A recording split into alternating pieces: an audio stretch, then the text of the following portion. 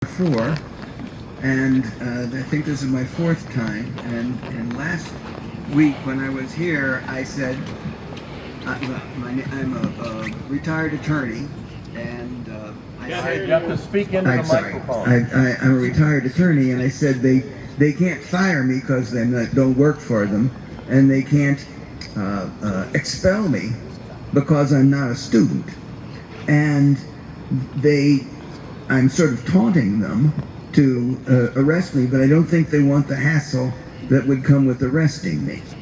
So I said, so I'm afraid they're going to ignore me, and that really hurts. You know, I just can't stand it. But again, I was wrong. I got a letter. Okay, it is 11 o'clock. I am told, although I haven't heard the chimes. Oh, it's 10:59. Well, Yeah. so university. Yeah. So if you want to move back, this would be a safe time to move back before you are in violation. That would be out toward the sidewalk, on the other side of the planters. So anybody who wants to do that, now is the time. I am not moving back. I am reading the University Council letter to me. Parts of it. It's not very long, but I won't bore you with all of it. But it says I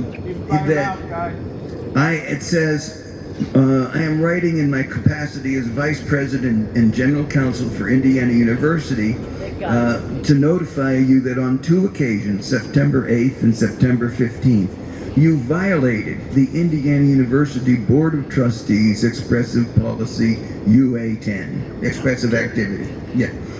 To be clear, Indiana University strives to be a place where all community members are welcome.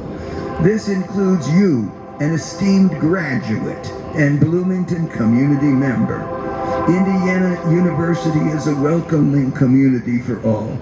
Please accept this letter that any subsequent violations of UA10 could lead to immediate action by Indiana University, including but not limited to citation and or trespass.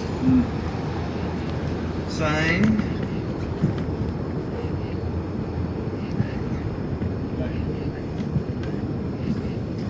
Anthony Prather, Vice President and General Counsel.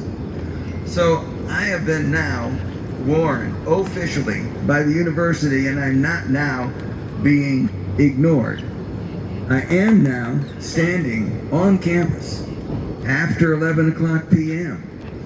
protesting that this is, again, a denial of my right and everybody's right to free speech, and making a speech, both of which are prohibited activities after 11 p.m. on campus, saying that this is an unconstitutional policy, and it's also a stupid policy. So I wrote back to Mr. Prather and told him I appreciate his letter. Oh, and he said, by the way, let me know if you want to have a talk. So I did call and make an appointment tomorrow morning, tomorrow at 1 o'clock.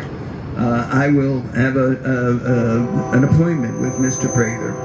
But I wanted him to understand my position, and basically it says expressive activities may not materially, substantially disrupt official activities, business, or operations. That's UA10, Policy 1. Policy 8, expressive activity must take place between the hours of 6 a.m. and 11 p.m.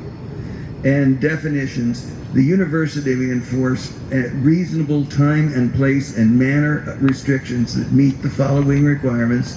The restrictions are narrowly tailored in service of a significant university interest.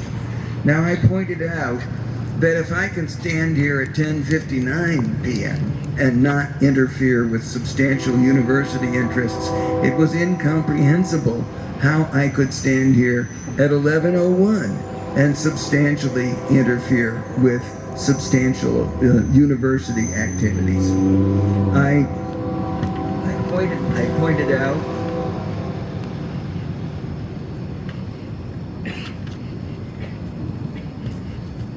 that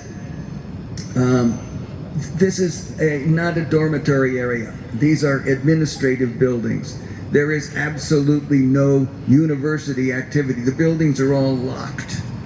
There's no substantial university activity. In fact, between 11 and 6 a.m. is the time we have the least activity, the least university activity. Yet, that is when we cannot express ourselves. The restriction between 11 p.m. and 6 a.m. is not narrowly tailored in service of a significant university interest.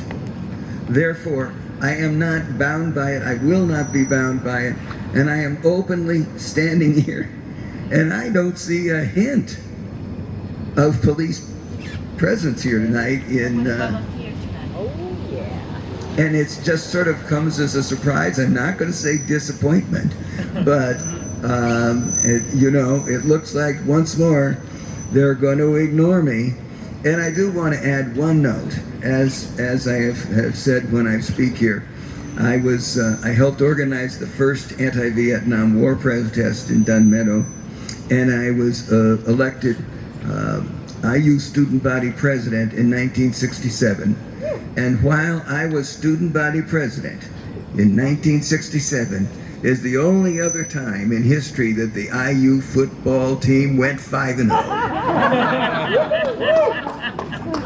And I take full credit. So, thank you, and here we are. Next.